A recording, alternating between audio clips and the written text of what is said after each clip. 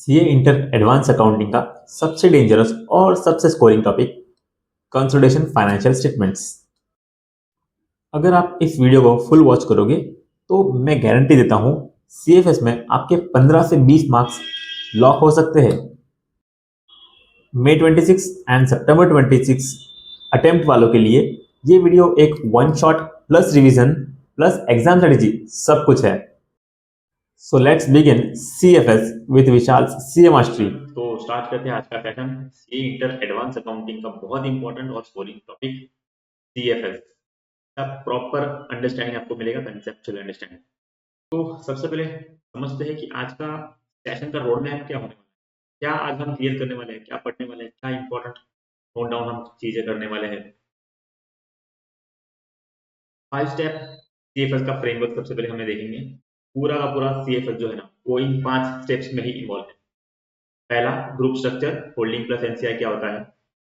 फिर second step net assets का split कैसे करना है, pre acquisition and post acquisition में किस तरह से स्प्लिट करना है। देन गुडविल या कैपिटल रिजर्व्स किस तरह से अराइज होता है, कब कौन सी सिचुएशन में गुडविल, कौन सी सिचुएशन में हमें कैपिटल रिजर्व क्रिएट करना है।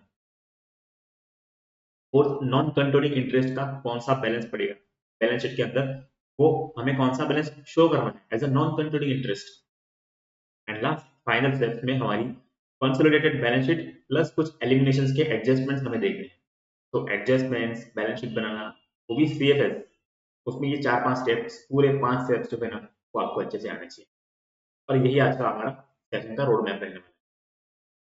चलिए तो सबसे पहले समझते हैं कि सीएफएस इतना स्कोरिंग टॉपिक क्यों है। इतना स्कोरिंग क्यों है सीएफएस की एडवांस अकाउंटिंग में बहुत ही इंपॉर्टेंट कंसेप्ट है और बहुत ही स्कोरिंग क्यों, बिकॉज इसका फॉर्मेट जो है वो हाईली स्टैंडर्डाइज फॉर्मेट है, यानी कि एक स्टैंडर्ड स्ट्रक्चर में वो पूरा एप्लीकेशन हमें समझनी है।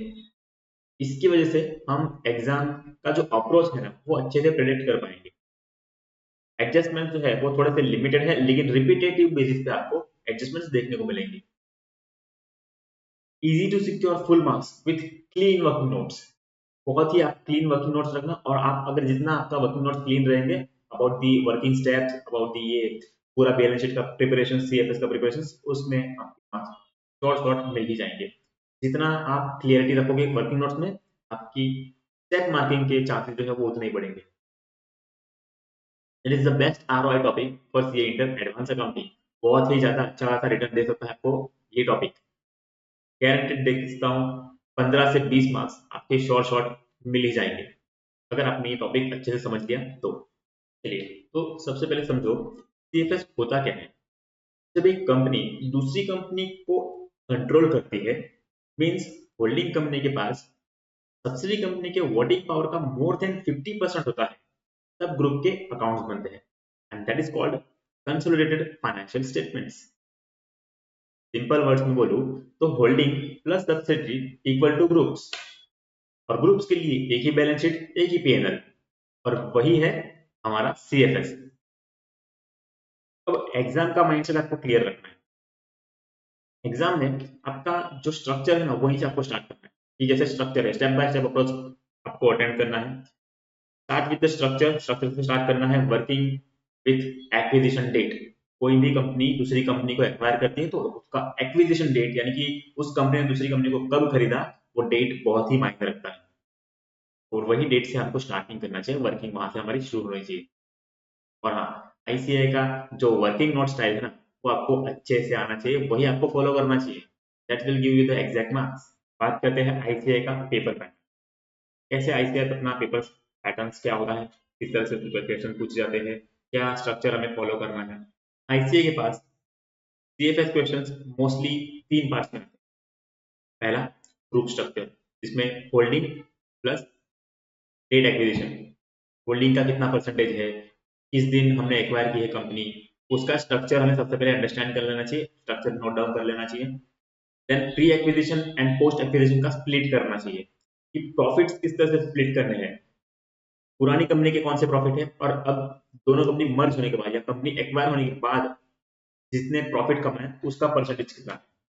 तो पोस्ट एक्विजिशन यानी कि बाद में हुए प्रॉफिट्स, और प्री एक्विजिशन यानी कि जो पहले हो चुके प्रॉफिट्स पुरानी कंपनी।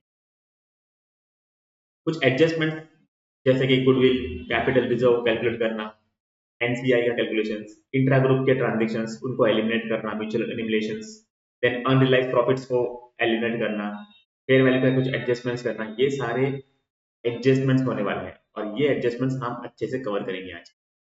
चलिए तो स्टार्ट करते हैं स्टेप नंबर 1 से, ग्रुप का स्ट्रक्चर समझना, and this is the golden rule. CFS का step number 1 group structure draw करना है, हमें करना है ग्रुप का स्ट्रक्चर बताना है। Example, for example S limited ने एक्वायर किए हैं 80% ऑफ एस लिमिटेड ऑन 1 अप्रैल 25, तो होल्डिंग परसेंटेज कितना होगा 80%, एंड एनसीआई यानी कि नॉन कंट्रोलिंग इंटरेस्ट वो होने वाला है 20%। अब एनसीआई को जो है ना, वो एनसीआई ऐसे शेयर है जो हमारे पास नहीं है, यानी कि कंपनी ने एक्वायर नहीं किए, ऐसे कोई शेयर होल्डर थे जो हमने एक्वायर नहीं किए, यानी कि वो पुराने शेयर होल्डर्स है, वो अभी भी पुरानी कंपनी के पास ही है, दैट इज कॉल्ड एनसीआई, यानी कि नॉन कंट्रोलिंग इंटरेस्ट, जिनके ऊपर हमारा कोई कंट्रोल नहीं है। होल्डिंग का कंट्रोल 80% है, इसका मतलब ये है out of that 100% 80% are holding, तो 20% आर नॉन होल्डिंग, यानी कि उसे कहते हैं नॉन कंट्रोलिंग इंटरेस्ट। तो उसका फॉर्मूला बन गया NCI equal to 100% minus holding. 100% में से कितना होल्डिंग हमारा है वो माइनस कर दो and you will get the NCI. ये एक्विजिशन डेट के टाइम पर है। अगर इतना आपने स्ट्रक्चर समझ लिया ना, का आधा क्वेश्चन तो यहीं पे सॉल्व हो जाएगा, बिकॉज ग्रुप का स्ट्रक्चर समझना ही बहुत इंपॉर्टेंट। चलिए अब स्टेप नंबर 2 की तरफ बढ़ते हैं, नेट एसेट्स का कैलकुलेशंस। ये बहुत इंपॉर्टेंट, यहाँ पे बहुत सारे बच्चे गलती कर सकते हैं। तो नेट एसेट्स होते क्या है? Net assets equal to share capital plus reserves and surplus plus balance sheet, यानी जो प्रॉफिट एंड लॉस का जो बैलेंस है वो। तो प्रॉफिट एंड लॉस का बैलेंस या रिजर्व्स एंड सरप्लस पुराने प्रॉफिट्स या हमारा share capital, this will be the not net assets. But यहाँ पे ट्विस्ट है, ये जो रिजर्व्स एंड सरप्लस है, यहाँ पे प्री और पोस्ट एक्विजिशन का हमें स्प्लिट करना होगा। तो कंपनी को खरीदने से पहले कितने हैं एंड कंपनी के खरीदने के बाद के प्रॉफिट कितने हैं, वो हमें दोनों सेपरेट करने पड़ेंगे। बिकॉज जो कंपनी को हमने खरीदा उससे पहले जो भी प्रॉफिट्स थे वो हमारे नहीं है, यानी कि होल्डिंग कंपनी के नहीं है, तो इसका मतलब ये हमारे लास्ट हमारे ग्रुप में अंदर इन्वॉल्व नहीं होने वाले। अब स्प्लिट का ना एक ही रूल है, प्री और पोस्ट एक्विजिशन को स्प्लिट किस तरह से हम स्प्लिट कर सकते हैं। तो प्रॉफिट बिफोर एक्विजिशन यानी कि pre acquisition, and profit after acquisition यानी कि पोस्ट एक्विजिशन। तो जो प्री एक्विजिशन है वो बिलोंग्स करता है पुराने होल्डर्स, यानी कि जो पुराने शेयर होल्डर्स हैं, पुराने जो ओनर्स है कंपनी के, उनको बिलोंग करता है, वो हमारा हिस्सा नहीं है। कंपनी जो होल्डिंग कंपनी है उसका कोई इसमें कोई शेयर नहीं है। लेकिन जो प्रॉफिट आफ्टर एक्विजिशन है वो बिलोंग करता है ग्रुप ओनर्स को। अब ग्रुप ओनर्स में दो टाइप के ओनर्स, एक होल्डिंग, दूसरा सब्सिडी। सब्सिडी के पास भी कुछ ना कुछ शेयर है ना, 20% जो मैंने एग्जांपल में बताया था। जो एनसीआई है, नॉन कंट्रोलिंग इंटरेस्ट जो है, उनके 20% और हमारा 80%। जो पोस्ट एक्विजिशन प्रॉफिट है उसमें स्प्लिट बांटा जाएगा कि नए वाले के कितने होंगे और पुराने वाले के। नए वाले का ऑलमोस्ट वही होल्डिंग परसेंटेज है और पुराने वाले का जो एनसीआई है उनमें बांटा जाएगा। तो अगर मैं एग्जाम की टिप दूं आपको, तो एक्विजिशन डेट को ना आपको सबसे पहले अंडरलाइन कर लेना चाहिए, because acquisition date is most important और बहुत क्रिटिकल पार्ट है। अब सबसे फेमस पार्ट, गुडविल या कैपिटल रिजर्व्स, इसका कैलकुलेशन किस तरह से करना है। तो उसके लिए ना आपको एक फॉर्मूला याद रखना है, cost of investment minus holding share in net assets on acquisition date, यानी कि जिस दिन हमने कंपनी को एक्वायर किया उस दिन उसके नेट एसेट्स कितने थे, इसके सब्सिडरी कंपनीज के। अगर सब्सिडरी कंपनीज का जो कोई नेट एसेट्स है वो नेट एसेट्स कितने हैं और उसमें होल्डिंग का शेयर कितना है। लेट्स सपोज इस एग्जांपल में हमारा 80% शेयर है, तो उसका 80% नेट एसेट्स का 80% हमारा बिलोंग। लेकिन हमने कुछ इसको इन्वेस्टमेंट, हमने उस कंपनी को खरीदा है, ऑब्वियसली हम उस कंपनी को कंट्रोल कर रहे हैं, तो हमने कुछ ना कुछ इन्वेस्टमेंट किया होगा उस कंपनी में।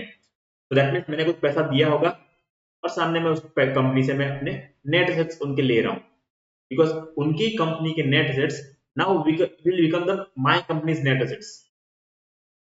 तो दैट मीन्स उनका 80% जो है अब वो मुझे मिलने वाला है। सिंपल है, क्लियर। तो मैंने अगर कुछ खरीदा है, लेट्स सपोज मैंने कंपनी खरीदी है, तो कंपनी जो मैंने खरीदी है उसका 80% मेरा हो जाएगा, लेकिन उससे पहले उनके नेट एसेट्स कितने हैं वो मुझे पता होने चाहिए। तो नेट एसेट्स हो सकता है 100 रुपए के हो, मैंने उसके लिए 120 रुपए पे किए हो फॉर एग्जाम्पल, तो इसका मतलब मैंने 20 रुपए ज्यादा पे किए। अब मैं ज्यादा क्यों पे कर रहा हूँ? हो सकता है उस कंपनी की गुडविल हो, थिंक लाइक दैट। हो सकता है उस कंपनी के पास अपनी अच्छी खासी रेपुटेशन हो, उस कंपनी की गुडविल हो, so that's why I am paying more than that acquisition date पे जो भी उनके नेट एसेट्स है। उनके नेट एसेट से ज्यादा का पेमेंट करना, इसका मतलब गुडविल के लिए पेमेंट करना, और उनके नेट एसेट से कम का पेमेंट करना, यानी कि वो तो मेरा फायदा हुआ, वो मेरा प्रॉफिट हुआ, और वो प्रॉफिट एक्विजिशन डेट पे है, यानी कि ये कैपिटल प्रॉफिट है, इसे हम कह सकते हैं प्री एक्विजिशन प्रॉफिट। तो गुडविल पे एक फॉर्मूला आपको लिख लेना चाहिए, कॉस्ट ऑफ इन्वेस्टमेंट जितना हम पेमेंट कर रहे हैं खरीदने के लिए, कंपनी खरीदने के लिए जितना पेमेंट कर रहे हैं, minus holding shares net assets on acquisition date. Acquisition date पे होल्डिंग कंपनी के पास कितने नेट एसेट्स आने वाले हैं वो आपको माइनस कर देना चाहिए, and that will become goodwill या तो कैपिटल रिजर्व। अब दोनों चीजें कैसे एक होती है? दोनों चीजें एक साथ नहीं आ सकती, ठीक है? या तो गुडविल रहेगी या तो कैपिटल रिजर्व। तो अगर जो मैंने कॉस्ट इन्वॉल्व किया है खरीदने के लिए, अगर वो ज्यादा है for the net assets, if my cost is more than net assets, then will create a goodwill. क्यों? बिकॉज मैं ज्यादा पे कर रहा हूँ, ज्यादा पे कर रहा हूँ, इसका मतलब मैं उसको गुडविल के लिए पैसा दे रहा हूँ। और अगर पैसा कम पे कर रहा हूँ, यानी कि मेरा cost is less than the net assets, इसका मतलब ये है कि मेरा प्रॉफिट हुआ है, क्योंकि मैं कोई चीज सस्ते में खरीद रहा हूँ, ठीक है? सस्ते में खरीद रहा हूँ और मुझे पैसा ज्यादा मिलने वाला है, क्योंकि उसकी नेट एसेट्स पे कंट्रोल मेरा आ चुका है, तो इसका मतलब ये मेरा कैपिटल रिजर्व है, ये मेरा प्रॉफिट है, capital profit we can say. तो नेट असेट्स एक्विजिशन पे किस तरह से फाइंड आउट करेंगे? वही चीजें, शेयर कैपिटल कितनी है पुरानी कंपनी की शेयर कैपिटल प्लस उनके रिजर्व, फिर एक्विजिशन रिजर्व, यानी कि हमने हमने उन कंपनी को एक्वायर किया, उससे पहले उसके कितने रिजर्व्स थे profit and loss balance sheet में, जो भी रिजर्व सरप्लस है या पीएनएल का बैलेंस है, वो सब जितने भी रिजर्व्स है वो सब रिजर्व्स, और उनका share capital, that will become the net assets for the subsidy company. तो इंपॉर्टेंट अगर मैं कुछ नोट करने को बोलूँ, तो पोस्ट एक्विजिशन का जो प्रॉफिट है वो कभी भी गुडविल में नहीं आएगा, बिकॉज पोस्ट एक्विजिशन प्रॉफिट तो ऐसा प्रॉफिट है कि वो खरीदने के बाद आएगा। हम गुडविल या जो कैपिटल रिजर्व है वो फाइंड आउट करते हैं ऑन द एक्विजिशन डेट, तो एक्विजिशन डेट पे हम फाइंड करते हैं या तो गुडविल होगा या तो कैपिटल रिजर्व होगा, दोनों में से कुछ एक ही हो सकता है। तो इसका मतलब ये है कि पोस्ट एक्विजिशन में ना कोई गुडविल का पार्ट नहीं आएगा, गुडविल कभी नहीं आएगी पोस्ट एक्विजिशन में, जो भी होगा प्री एक्विजिशन होगा। Let's move on to the step number 4, NCI का कैलकुलेशंस। अब नॉन कंट्रोलिंग इंटरेस्ट को किस तरह से कैलकुलेट करना है? मैंने पहले तो बता दी कि 20% इज एन एनसीआई, बट क्या वो अभी भी 20% रहेगा? हाँ, 20% तो रहेगा ही, परसेंटेज तो ठीक है, लेकिन व्हाट अबाउट द अमाउंट, उसका अमाउंट क्या होगा? अब एक्विजिशन जब उसने हमने उसको एक्वायर किया था तब उसका कोई अमाउंट अलग हो सकता है, लेकिन एनसीआई के अंदर आप भूल रहे हो कि जब भी प्रॉफिट कमा रहा है पूरा ग्रुप कंपनी, जो प्रॉफिट कमा रहा है उसमें से 20% एनसीआई का भी हिस्सा है। इसका मतलब ये है कि पोस्ट एक्विजिशन में एनसीआई को भी हमें कुछ ना कुछ देना पड़ेगा, उनका शेयर, क्योंकि कंपनी को खरीदने के बाद उसके दो ऑनर हो गए, एक पुराने ऑनर्स और एक नए ऑनर्स। पुराने ऑनर्स आप 20%, उसे कहते हैं एनसीआई, और नए ऑनर्स आप 80%, तो वो तो हो गए होल्डिंग कंपनी। तो एनसीआई का मतलब सब्सिडी का वो पार्ट जो होल्डिंग के पास नहीं है, होल्डिंग के पास नहीं है सब्सिडी का पुराना वाला पार्ट, मतलब कि पुराने वाले मेंबर्स या शेयर होल्डर्स। तो एनसीआई का एक formula, NCI equal to, NCI का परसेंटेज आपको पता होगा, जैसे आपने ग्रुप स्ट्रक्चर बनाया था स्टेप नंबर 1 में, वहां से आपको पिकअप करना है कितना परसेंटेज है, मल्टीप्लाइड बाय नेट एसेट्स। अब ये नेट एसेट्स है वो क्लोजिंग नेट एसेट्स होंगे, ओपनिंग नहीं। पिछली बार जो हमने नेट एसेट देखे थे वो ओपनिंग थे, इस बार के एसेट्स क्लोजिंग एसेट्स होंगे।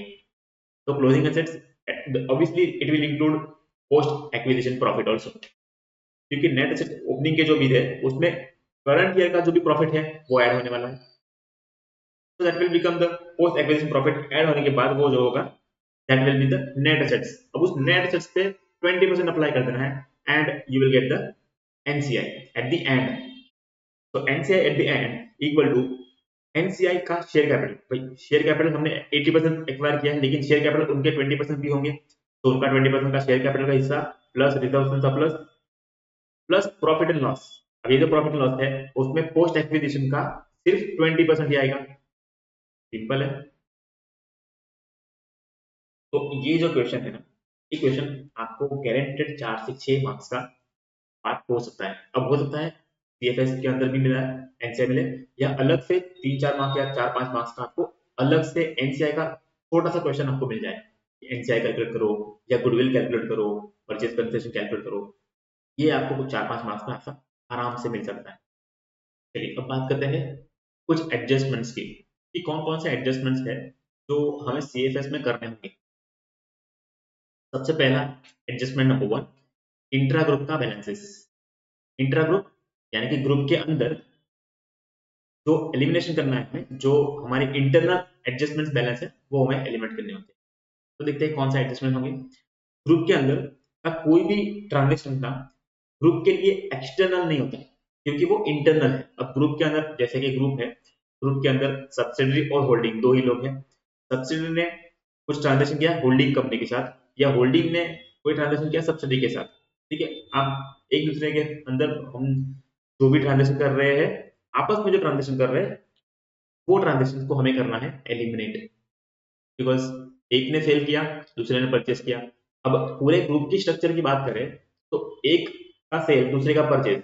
अब एक जो होल्डिंग है वो सब हो सकता है सेल दिखाए, सब्सिडी कंपनी उसको परचेज दिखाए, लेकिन अल्टीमेटली वो दोनों कंबाइन ही होने वाले हैं। तो दैट मीन्स एक तरफ से सेल हटने वाला है, दूसरी तरफ से परचेज भी हटने वाला है। तो दैट इज एलिमिनेशंस। दूसरे पॉइंट ऑफ व्यू से अगर मैं बात करूं तो जैसे डेटर्स या क्रेडिटर्स का बैलेंस। होल्डिंग कंपनी अगर डेटर है सब्सिडी के लिए, तो सब्सिडी कंपनी क्रेडिटर है होल्डिंग कंपनी के लिए। तो इन दोनों का जो आपस में जो बैलेंस है ना, वो हमें करना है eliminate.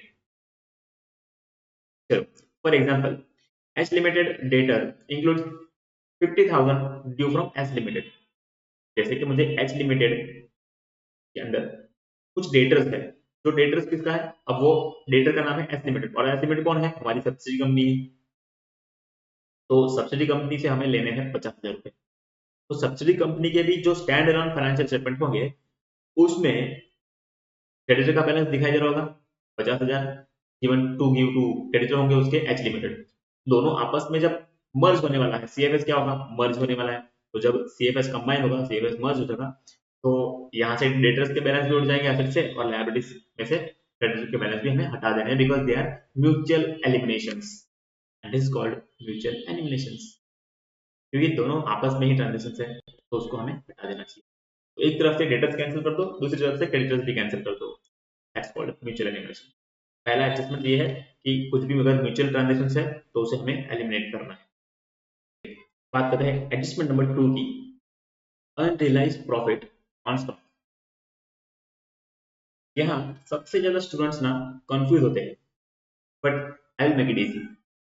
If good sold inside the group and stock is still remaining, then profit is unrealized। मतलब ये है कि जैसे अगर हमने कोई गुड्स बेचे हैं, वो ग्रुप के अंदर ही बेचे हैं ना, या तो कंपनी होल्डिंग ने बेचे हैं या तो सब्सिडी ने बेचे हैं ग्रुप के अंदर, और वो स्टॉक अभी भी पड़ा हुआ है हमारे बुक्स ऑफ अकाउंट, एंड अभी तक हमने प्रॉफिट रियलाइज नहीं किया। क्यों प्रॉफिट क्यों रियलाइज किया, बिकॉज वो ग्रुप के अंदर ही ट्रांजेक्शन है। जब आप प्रॉफिट तब आप रियलाइज करते हो जब आप किसी एक्सटर्नल पार्टी को बेचते हो। कोई जो स्टॉक है आपने बेचा है किसी एक्सटर्नल पार्टी को, तब आपके लिए वो प्रॉफिट रियलाइज हो सकता है, तब आप उसको प्रॉफिट बुक कर सकते हो। लेकिन अभी तक आपने प्रॉफिट रियलाइज किया ही नहीं, क्योंकि कंपनी ने होल्डिंग ने सब्सिडी को बांटा है, या सब्सिडी ने होल्डिंग कंपनी को दिया है गुड्स। तो उस केस में अभी भी स्टॉक तो हमारी ग्रुप कंपनी के अंदर ही पड़ा होगा। दैट मीन्स उसे भी हमें एलिमिनेट करना है। तो जो प्रॉफिट अभी तक हम रियलाइज नहीं कर पाए, एक ने सेल किया दूसरे ने परचेस किया, ठीक है, लेकिन अभी तक हम प्रॉफिट रियलाइज नहीं कर पाए, एक के लिए कॉस्ट होगा, दूसरे के लिए सेलिंग प्राइस भी हो सकता है, ठीक है। तो वो दोनों अभी में वहां पे जो प्रॉफिट है ना वो अभी तक रियलाइज हुआ नहीं है, तो उस अनरियलाइज प्रॉफिट को हमें करना है एलिमिनेट। तो उसमें ना दो केस आ सकता है, पहला डाउनस्ट्रीम और दूसरा अपस्ट्रीम। अभी डाउनस्ट्रीम और अपस्ट्रीम क्या होगा। अब डाउनस्ट्रीम जो है इसका मतलब है कि होल्डिंग ने सब्सिडरी को सेल किया है, कुछ गुड्स सोल्ड किए हैं। अब इसमें अनरियलाइज प्रॉफिट ना अफेक्ट होगा ग्रुप रिटेन अर्निंग्स ओनली, इसमें सिर्फ और सिर्फ ग्रुप की रिटेन अर्निंग्स में ही इफेक्ट होगा, एनसीआई पे उसका कोई इफेक्ट नहीं होगा। क्यों? क्योंकि प्रॉफिट किसका है? होल्डिंग का। अब जो होल्डिंग का प्रॉफिट है वो तो होल्डिंग के पास ही रहेगा, उसमें एनसीआई का कोई शेयर है क्या? नहीं, एनसीआई वालों को कुछ नहीं मिलेगा, बिकॉज होल्डिंग कंपनी अगर सब्सिडी को बेच रही है तो एनसीआई का कोई हिस्सा नहीं, उसमें कुछ नहीं मिलेगा एनसीआई वालों को, ठीक है। लेकिन अगर सोचो कि सब्सिडरी कंपनी ने होल्डिंग कंपनी को कुछ गुड्स बेचे हैं, तो दैट मीन्स उसमें एनसीआई का हिस्सा हो सकता है। यस, उसमें जो प्रॉफिट होगा उसमें प्रॉफिट में एनसीआई का हिस्सा हो सकता है, यहाँ पे एनसीआई भी इफेक्ट होगा और ग्रुप की रिटर्न का अर्निंग भी। ऑब्वियसली क्योंकि ग्रुप का रिटर्न अर्निंग्स में हमको इसका इफेक्ट देना पड़ेगा, प्रॉफिट अभी तक रियलाइज किया नहीं है तो उसे हमें एलिमिनेट करना पड़ेगा। तो अनरियलाइज प्रॉफिट का अगर आपको फॉर्मूला बताओ, unrealised profit equal to stock in hand, जो भी हमारा पास स्टॉक है, multiplied by profit of percentage. कितना परसेंटेज का प्रॉफिट है इस स्टॉक के अंदर, हमारा प्रॉफिट कितना छुपा हुआ है वो हमें आइडेंटिफाई करना है, and that is called unrealised profit. कितना अनरियलाइज होगा? जो हमें अभी तक एक्सटर्नल पार्टी को बेच के अभी तक रियलाइज नहीं कर पाए, क्योंकि वो तो इंटरनल ट्रांजेक्शन है, और इस इंटरनल ट्रांजेक्शन को हमें एलिमिनेट करना है, तो अनरियलाइज प्रॉफिट हमें एलिमिनेट करना है। अब देखो यहाँ पे ना आपको प्रैक्टिस करनी होगी अपस्ट्रीम ट्रांजेक्शन कौन सा है और डाउनस्ट्रीम ट्रांजेक्शन कौन सा है। होल्डिंग ने सब्सिडी को बेचा है या सब्सिडी ने होल्डिंग को बेचा है, अपस्ट्रीम डाउनस्ट्रीम उन दोनों की आपको अच्छे से प्रैक्टिस करनी होगी, तभी आप रियलाइज कर पाओगे कि एनसीआई अफेक्ट होगा कि नहीं होगा। होल्डिंग ने अगर सब्सिडी को बेचा है तो एनसीआई का कोई इफेक्ट नहीं होगा, लेकिन अगर सब्सिडी ने होल्डिंग को बेचा है तो एनसीआई का भी हिस्सा आएगा इसमें, क्योंकि दो ओनर्स हो गए अब, 80% के अलग ओनर्स और 20% के आपको कुछ एनसीआई ओनर्स जो बचे वो भी है। तो वहां पे आपको इसकी बहुत ज्यादा प्रैक्टिस करनी पड़ेगी, डायरेक्शन का लॉजिक समझना पड़ेगा, कौन किसको बेच रहा है, ठीक है, और उसके हिसाब से हम एनसीआई को अफेक्ट करना है कि नहीं करना वो भी डिसाइड कर सकते हैं। नाउ एडजस्टमेंट नंबर 3, रीवैल्यूएशन या fair value of assets. Revaluation या तो फेयर वैल्यू, उसके कुछ एडजस्टमेंट होंगे। कभी कभी एक्विजिशन डेट पे एसेट्स की जो वैल्यू है वो अपनी बुक वैल्यू से ज्यादा भी हो सकती है और कम भी हो सकती है, हायर लोअर हो सकता है देन द बुक वैल्यू। तो नेट एसेट्स आपके इंक्रीज भी हो सकते हैं या डिक्रीज भी हो सकते हैं, सिंपल बात है। एक्विजिशन डेट से लेके अभी तक कुछ इंक्रीज हो सकता है, कुछ डिक्रीज हो सकते हैं। अगर आपका नेट एसेट्स इंक्रीज हो रहा है, एसेट की वैल्यू इंक्रीज हो रही है, that means it is a revaluation reserve या रिवैल्यूएशन सरप्लस कहते हैं इसको। तो ये जो रिवैल्यूएशन सरप्लस है वो नेट एसेट्स की एक्विजिशन डेट पे ऐड हो जाएगा। क्यों? बिकॉज रिवैल्यूएशन भी तो हुआ है, पुरानी नेट एसेट्स अलग थी, अब नेट एसेट्स एक्विजिशन डेट पे आप देखने गए तो नेट एसेट्स में कुछ इजाफा हुआ है या डाउन भी हो सकता है। तो ये हो गया आपका रिवैल्यूएशन रिजर्व, रिवैल्यूएशन सरप्लस। कुछ रिवैल्यूएशन की वजह से आपका सरप्लस आया, वो सरप्लस हम ऐड कर देंगे नेट एक्विजिशन डेट का जो भी आपके नेट एसेट्स है, और उसका जो डेप्रिसिएशन का इम्पैक्ट होगा ना, क्योंकि डेप्रिसिएशन हमें at the end of the year ही करना होता है, तो उसका डेप्रिसिएशन का impact will go to the post acquisition profit में जाएगा, क्योंकि डेप्रिसिएशन का इम्पैक्ट तो पोस्ट एक्विजिशन में जाना चाहिए। At the end of the financial year ही हम डेप्रिसिएशन करते हैं, ठीक है, लेकिन एक्विजिशन डेट पे कुछ रिवैल्यूएशन का इम्पैक्ट होगा, वो हम इम्पैक्ट डिस्कस करेंगे eight the end of the year, depreciation का क्या इम्पैक्ट है उसकी वजह से, या तो एसेट इंक्रीज हुई होगी या तो एसेट डिक्रीज हुई होगी। इंक्रीज और डिक्रीज होने की वजह से डेप्रिसिएशन का क्या इम्पैक्ट हुआ, डेप्रिसिएशन बढ़ भी सकता है, डेप्रिसिएशन घट भी सकता है, तो दोनों ही सिचुएशन में हमें उसका इम्पैक्ट किस तरह से देना है वो समझना चाहिए। तो पोस्ट एक्विजिशन में अगर डेप्रिसिएशन बढ़ा हुआ है तो माइनस कर देंगे, डेप्रिसिएशन कम हुआ है तो प्लस कर देंगे, that will be the profit and loss में, नेट प्रॉफिट में हमारा इफेक्ट हो जाएगा। Now the step number 5, last step, जो कि है सीएफएस बनाना।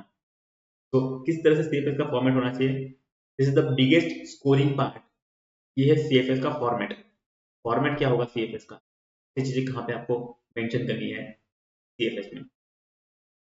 तो कंसोलिडेटेड बैलेंस शीट के अंदर हमें कुछ मेजर हेडलाइंस ध्यान में रखनी चाहिए, जैसे इक्विटी एंड लायबिलिटीज। तो इक्विटी एंड लायबिलिटीज में कौन कौन से टॉपिक्स होंगे, कौन कौन से उसमें सिचुएशन आपको अरेज करनी है, जैसे इसमें शेयर कैपिटल में होल्डिंग का शेयर कैपिटल ही लेना है, सिर्फ और सिर्फ होल्डिंग का जो शेयर कैपिटल है वही दिखाई देना चाहिए, तो आपको सिर्फ होल्डिंग कैपिटल का ही, होल्डिंग कंपनी का ही शेयर कैपिटल दिखाना है। Second, reserves and surplus, reserves and surplus में होल्डिंग कंपनी के भी होंगे और जो पोस्ट एक्विजिशन शेयर होंगे वो भी होंगे। पुरानी कंपनी के रिजर्व सरप्लस हमारा उसका कोई लेना नहीं, लेकिन होल्डिंग कंपनी के रिजर्व सरप्लस प्लस उसके साथ साथ पोस्ट एक्विजिशन का उसका शेयर कितना है, पोस्ट एक्विजिशन शेयर यानी कि प्रॉफिट कितना कमाया आफ्टर एक्विजिशन, पोस्ट एक्विजिशन का जो भी शेयर है वो ऐड कर देंगे रिजर्व सरप्लस में। फिर अलग से एनसीआई को भी तो रिकॉर्ड करना है कि पुराने भी तो हिस्से है, कुछ पुराने जो सब्सिडी कंपनी के जो परसेंटेज है जो हमारे कंट्रोल नहीं किए 20%, वो एनसीआई को भी आपको दिखाना है। और एनसीआई का फॉर्मूला मैंने आपको पहले बताया स्टार्ट, वही एनसीआई का फॉर्मूला यहाँ पे भी अटेंड करना है। फिर long term liabilities, current liabilities, they are all same, line to line item है, यानी कि उसको सिर्फ ऐड करना है या मर्ज करना है सिर्फ। देन असेट साइड में हमें फिक्स असेट्स, सारे फिक्स असेट्स कंबाइन कर देने हैं, डेप्रिसिएशन का इंपैक्ट दे देना है। गुडविल अगर अराइज होती है तो वो हम दे सकते हैं। अगर कैपिटल रिजर्व होगा तो वो तो हमारे रिजर्व सरप्लस में आएगा, कैपिटल रिजर्व वो तो हमारे उसमें से माइनस होने ही वाला है कॉस्ट ऑफ एक्विजिशन में से। गुडविल है तो आपने गुडविल का पेमेंट एक्स्ट्रा दिया होगा तो वो गुडविल आपको अराइज हो सकती है, ठीक है, एक्विजिशन डेट पे जो गुडविल अराइज होगी वो यहाँ पे आ सकती है एसेट साइड पे। करंट एसेट्स, सभी करंट एसेट्स को हमको कंबाइन कर देना है, उनके एसेट्स हमारे एसेट्स दोनों कंबाइन करने, लाइन टू लाइन आइटम्स में कंबाइन कर देंगे। एंड एलिमिनेट करेंगे इंट्रा ग्रुप बैलेंसेस या अनरियलाइज्ड प्रॉफिट, जो हमने दो तीन एडजस्टमेंट देखे थे उसमें अनरियलाइज्ड प्रॉफिट एलिमिनेट करना है। इंट्रा ग्रुप के बैलेंसेस है, डेटर्स क्रेडिटर्स का बैलेंसेस एलिमिनेट करना है, लोन्स देना लोन्स लेना है एलिमिनेट कर दो, क्योंकि वो इंटरनल ग्रुप के ट्रांजेक्शन है, इंटरनल ग्रुप के ट्रांजेक्शन हमेशा एलिमिनेट होने वाले हैं। सीएफएस का मतलब ये है कि ऐड करना है हमें, मर्ज करना है हमें लाइन बाय लाइन आइटम्स को, जो असेट्स है, जो होल्डिंग कंपनी के एसेट्स है, जो सब्सिडी कंपनी के एसेट्स है, हमें सिर्फ उसको ऐड करना है, कुछ एडजस्टमेंट ध्यान में रखने हैं और रिमूव करना है इंटरनल आइटम्स। सिंपल। अब मैं तुम्हें 5 वो ऐसी कॉमन मिस्टेक बताता हूँ जो सीएफएस में आपके मार्क्स खा जाती है। पहला, एक्विजिशन डेट को इग्नोर करना। आप कभी भी एक्विजिशन डेट को इग्नोर मत करना, वो एक्विजिशन डेट बहुत ही इंपॉर्टेंट है। वहीं से आप स्प्लिट करोगे कि प्री एक्विजिशन कितना है, पोस्ट एक्विजिशन कितना है, ठीक है, स्प्लिट उल्टा नहीं कर सकते। अब प्री और पोस्ट में उल्टा उल्टा नहीं कर सकते हम, कि पहले पोस्ट को हम प्री में डाल दिया या प्री में हम पोस्ट में डाल दिया, वैसा नहीं करना। गुडविल में पोस्ट प्रॉफिट इंक्लूड नहीं करना, ये बहुत बड़ी गलती हो सकती है। अगर आपने गुडविल में पोस्ट प्रॉफिट में अगर हमने गुडविल ऐड कर दी तो वो गलत हो सकता है। पोस्ट प्रॉफिट जो है वो गुडविल का पार्ट नहीं है। एनसीआई को सिर्फ शेयर कैपिटल तक लिमिट नहीं रखना, क्योंकि एनसीआई में आपका शेयर कैपिटल तो होगा ही, प्लस जो पोस्ट एक्विजिशन प्रॉफिट में से जो 20% का उनका हिस्सा है, जो एनसीआई वालों का हिस्सा है, परसेंटेज है, वो भी हमें मेंशन करना होगा। तो एनसीआई में वो गलती नहीं हो सकती, ठीक है, तो आपको गलती नहीं करनी। देन अनरियलाइज्ड प्रॉफिट का डायरेक्शन गलत करना, अपस्ट्रीम है डाउनस्ट्रीम है, ये आपको सोच समझ के ही बताना पड़ेगा। उसकी जब हम प्रैक्टिस करेंगे तो आपको एग्जैक्टली वो क्लियर हो जाएगा आइडिया कि अपस्ट्रीम डाउनस्ट्रीम किस तरह से प्रैक्टिस, और वो प्रैक्टिस सही बनेगा। बट मैं आपको सिर्फ एक हिंट दे पा रहा हूँ कि किस तरह से हमें अनरियलाइज्ड प्रॉफिट को एलिमिनेट करना है अपस्ट्रीम में और डाउनस्ट्रीम। चलिए क्विक रिकैप, क्विकली रिवीजन कर लेते हैं कि आज हमने पूरे सेशन में क्या क्या कवर किया। सीएफएस का जो पूरा गेम है वो 5 स्टेप्स में है। पहला, ग्रुप स्ट्रक्चर। दूसरा, नेट एसेट्स का स्प्लिट करना प्री और पोस्ट में। तीसरा, गुडविल या कैपिटल रिजर्व को कैलकुलेट करना। चौथा, एनसीआई का कैलकुलेशन, स्टेप नंबर 4 बहुत इंपॉर्टेंट, एनसीआई का कैलकुलेशन करना। एंड लास्ट में हमारी बनता है consolidated financial statements, balance sheet banana with eliminations, जिसमें इंटरनल ग्रुप के कुछ एलिमिनेशंस होंगे, अनरियलाइज्ड प्रॉफिट होगा, उसको हमें एलिमिनेट भी करना है। अगर आपने आज का वीडियो प्रॉपरली फॉलो किया है तो आई कैन कॉन्फिडेंटली से सीएफएस का जो फियर है वो आज आपका खत्म हो जाना चाहिए। तो कमेंट करो सीएफएस डन, एंड मैं नेक्स्ट वीडियो में लेके आ रहा हूँ सीएफएस का प्रैक्टिकल क्वेश्चंस, तो आपको शॉर्ट शॉर्ट 14 मार्क्स का गारंटी देता है। Subscribe to Vishal CA mastery, share with your friends and colleagues who are also giving CA intermediate exam in May 26 या September 26।